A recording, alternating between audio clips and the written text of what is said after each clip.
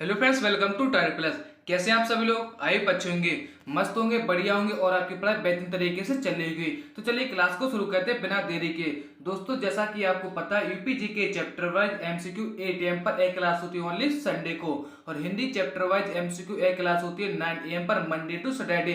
जिसने भी एक क्लास अभी नहीं देखी है वो जल्दी से जाकर इस क्लास को देख लीजिए। वेरी इंपॉर्टेंट क्लास है लेखपाल वालों के लिए। और महत्वपूर्ण टॉपिक जीके जीएस एमसीक्यू एक क्लास होती है 2 PM पर मंडे टू सैटरडे। ठीक दोस्तों, और इस क्लास की पीडीएफ आप मेरे टेलीग्राम चैनल से डाउनलोड कर सकते हैं। टेलीग्राम की लिंक वीडियो के डिस्क्रिप्शन में डली है, वहां जाकर आप और सभी क्लासों की भी पीडीएफ प्राप्त कर सकते हैं। और मैं टेलीग्राम पर इंपॉर्टेंट क्वेश्चन भी अपलोड करता हूं, तो वहां जाकर आप और सभी क्वेश्चनों को प्राप्त कर सकते हैं टेलीग्राम से। ठीक दोस्तों, वेरी इंपॉर्टेंट क्वेश्चन मैं अपलोड करता हूं, तो उन्हें आप नोट बनाकर लिख लीजिए। और यह क्लास सभी ऑल स्टेट एग्जाम के लिए, चाहे आप लेखपाल, कांस्टेबल, यूपीएसआई, चाहे यूपीपीसीएस, चाहे आप ग्रुप डी, एनटीपीसी, चाहे आप किसी भी ऑल स्टेट एग्जाम की तैयारी कर रहे हो, चाहे आप एसएससी या एमटीएस, तो इस क्लास को आप जरूर देखिए। वेरी इंपॉर्टेंट क्लास होने वाली है, वेरी इंपॉर्टेंट क्लास है। फिजिक्स किसी भी एग्जाम में आती है तो आप इस क्लास को जरूर देखिए, इसके बिल्कुल ही मत कीजिए। चलिए, पहला प्रश्न क्या है देखते हैं। पहला प्रश्न है, जाड़ी की रातों में अत्यधिक ठंड पड़ने पर पानी की पाइप फट जाती है, बताइए क्यों? बताइए क्यों फट जाती है? जाड़ी की रातों में अत्यधिक ठंड पड़ने पर पानी की पाइप फट जाती है। जमने के बाद पानी का घनत्व कम हो जाता है, या बी ऑप्शन, जमने के बाद पानी कठोर हो जाता है अतः उसकी यह कठोरता पाइप को तोड़ देती है। सी, जमने के बाद पानी का आयतन बढ़ जाता है। डी, जमने के बाद पानी की पाइप का धातु गल जाता है। तो बताइए दोस्तों, इसका आंसर क्या होगा? दोस्तों जल्दी से बताइए, इसका आंसर क्या हो जाएगा? देखिए, इसका आंसर क्या होगा दोस्तों? वेरी इंपॉर्टेंट क्लास है, तो इन प्रश्नों को आप नोट बनाकर लिख लीजिए। इस क्लास में इंपॉर्टेंट क्वेश्चन करने वाला हूं। ठीक, देखिए क्वेश्चन 1 का आंसर क्या होगा? जमने के बाद पानी का आयतन बढ़ जाता है। क्या होता है? जमने के बाद पानी का आयतन बढ़ जाता है। इसी कारण जाड़ी की रातों में अत्यधिक ठंड पड़ने पर जो पाइपलाइन होती है वो फट जाती हैं। ठीक दोस्तों, आगे समझ। चलिए आगे बढ़ते हैं। देखिए अगला प्रश्न क्या है।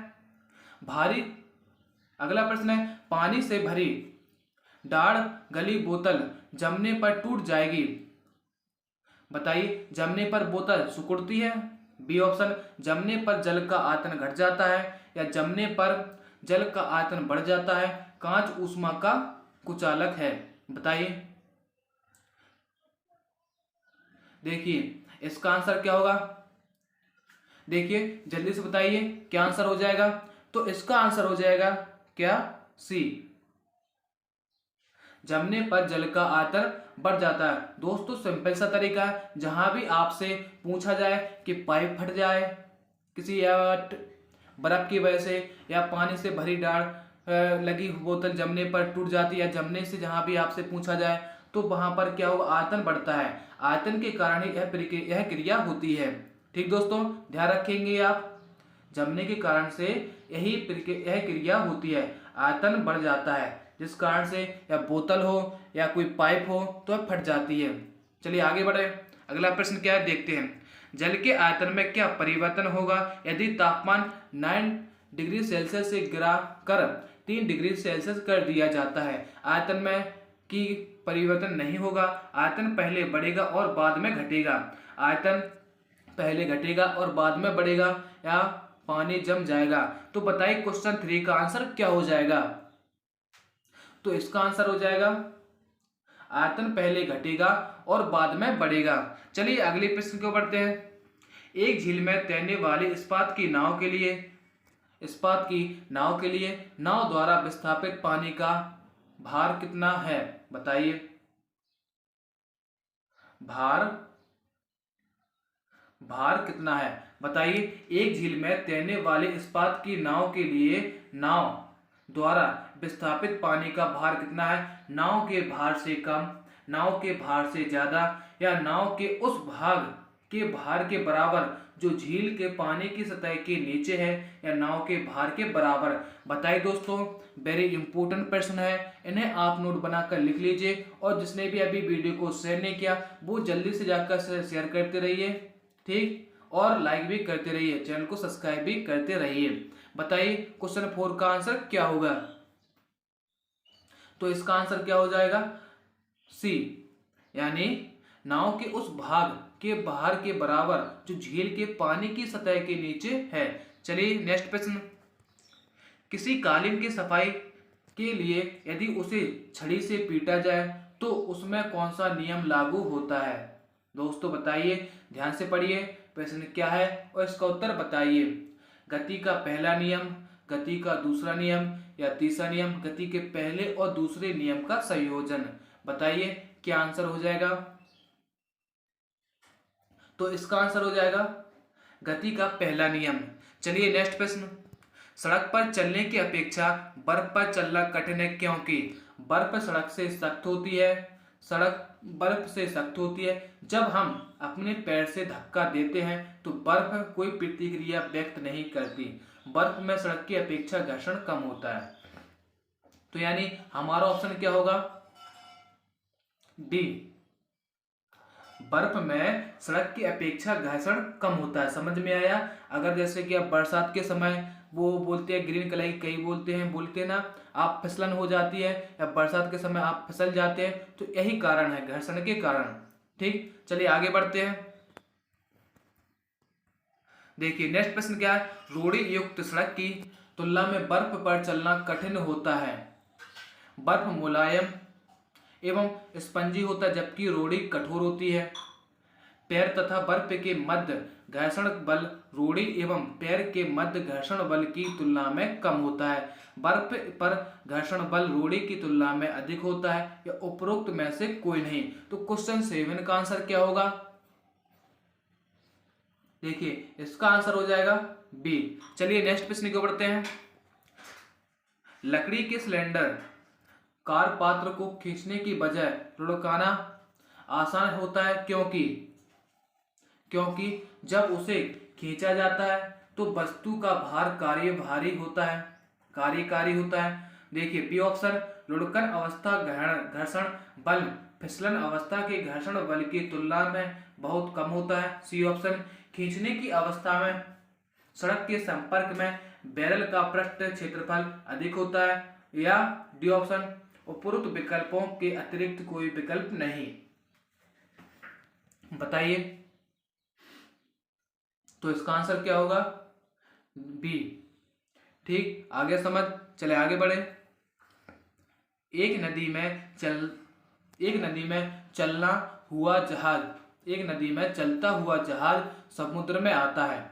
जब जहाज का स्तर पहले जितना होता है या थोड़ा ऊपर आएगा या थोड़ा नीचे आएगा या ऊपर या नीचे होता जो उसमें पड़े हुए भार पर निर्भर करता है। बताइए क्वेश्चन 9 का आंसर क्या होगा?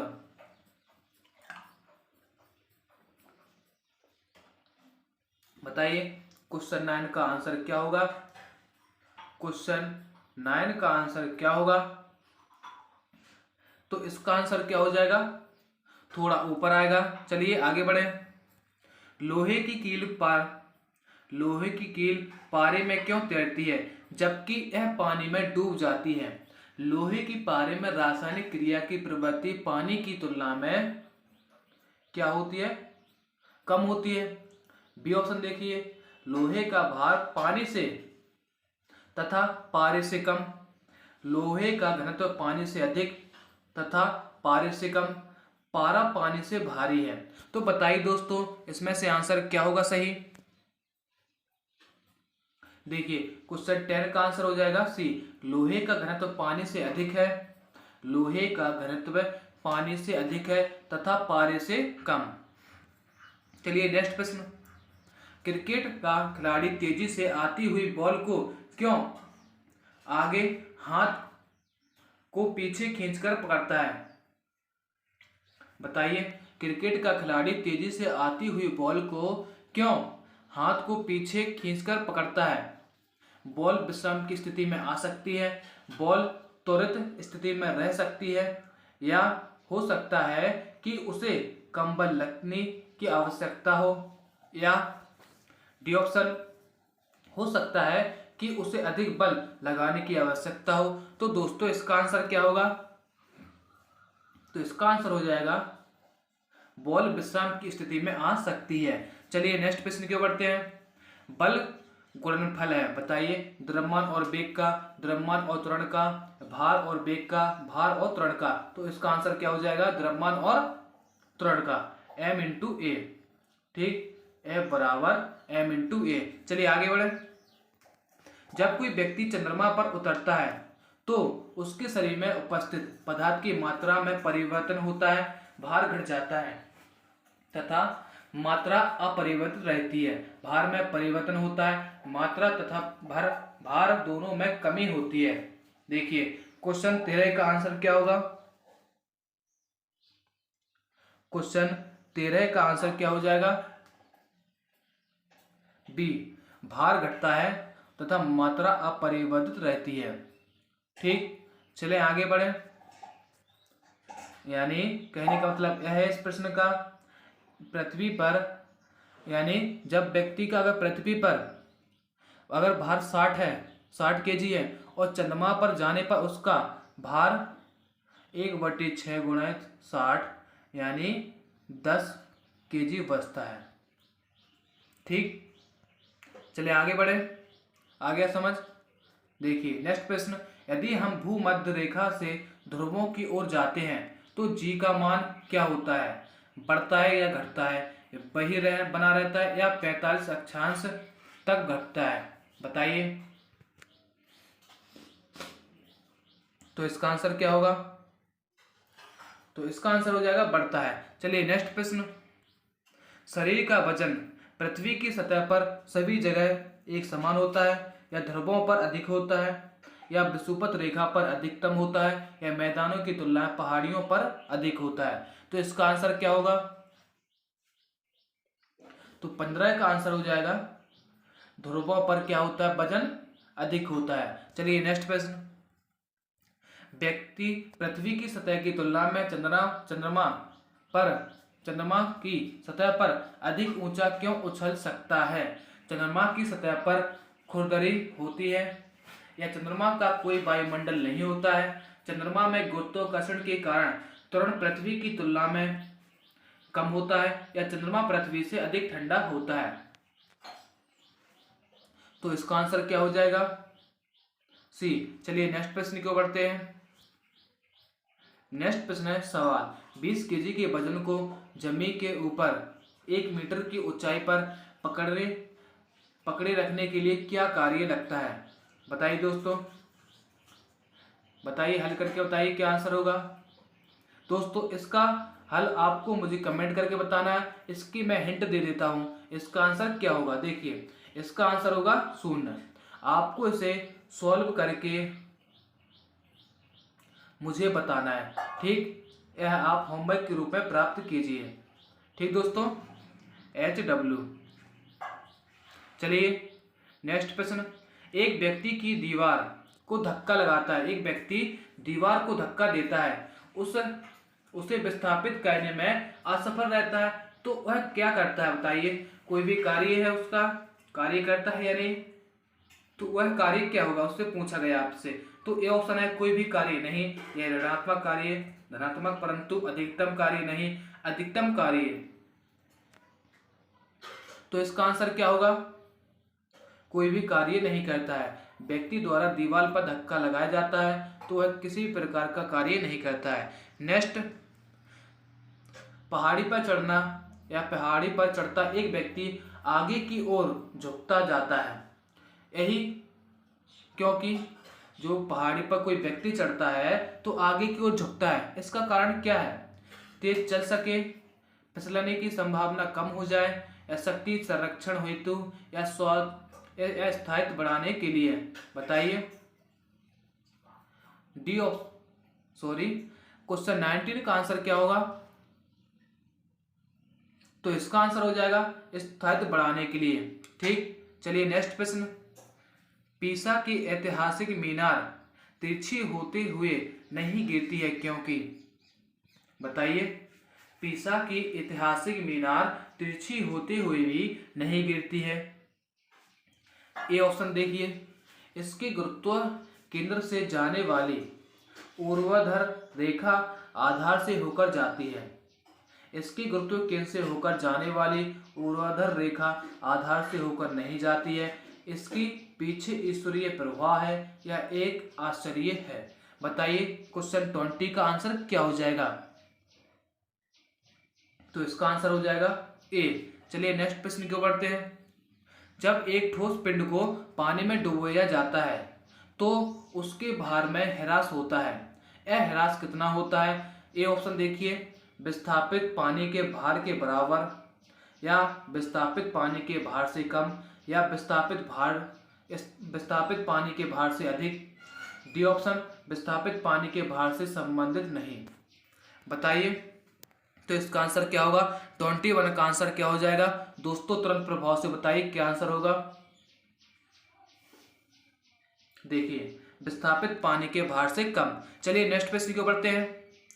बर्फ पानी में तैरती है परंतु अल्कोहल में डूब जाती है। बताइए पानी अल्कोहल की अपेक्षा पारदर्शी होता है। बर्फ पानी के जमने से बनती है। बर्फ ठोस है जबकि द्रव है। बर्फ पानी से हल्की होती है तथा अल्कोहल से भारी होती है। तो बताइए क्वेश्चन 22 का आंसर क्या होगा? तो 22 का आंसर हो जाएगा डी, बर्फ पानी से हल्की होती है एवं अल्कोहल से भारी। चलिए नेक्स्ट प्रश्न की ओर बढ़ते हैं। स्टील की गोली पारे में तैरती है क्योंकि? स्टील की गोली पारे में तैरती है क्योंकि? बताइए। क्योंकि पारे का घनत्व स्टील की अपेक्षा अधिक होता है। आ गया समझ? चलिए आगे बढ़े।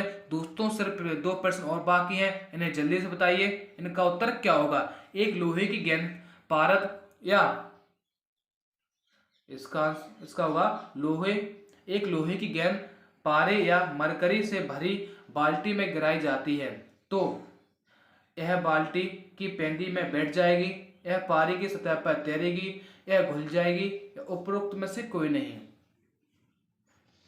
बताइए 24 का आंसर क्या होगा? तो 24 का आंसर हो जाएगा बी, यह पारे की सतह पर तैरती है। 24 का आंसर क्या होगा? बी, यह पारे की सतह पर तैरती है। इस क्लास का अंतिम प्रश्न देखिए क्या है। 25 को ध्यान से पढ़िए। किस तापमान पर जल का घनत्व अधिकतम होता है? किस तापमान पर जल का घनत्व अधिक होता है? बताइए 0 डिग्री सेल्सियस, या 1 डिग्री सेल्सियस, या 2 डिग्री सेल्सियस, या 4 डिग्री सेल्सियस। तो इसका आंसर क्या होगा? 4 डिग्री सेल्सियस। दोस्तों अगर आपको वीडियो अच्छी लगी हो तो लाइक कीजिए और मुझे कमेंट करके बताइए आपको वीडियो कैसे लगी है। और जिसने भी अभी वीडियो को शेयर नहीं किया वो जल्दी से आकर वीडियो को शेयर कर दीजिए और चैनल को सब्सक्राइब कर लीजिए, जिससे कि आने वाली वीडियो का नोटिफिकेशन आप तक पहुंच सके। Thanks for watching, bye.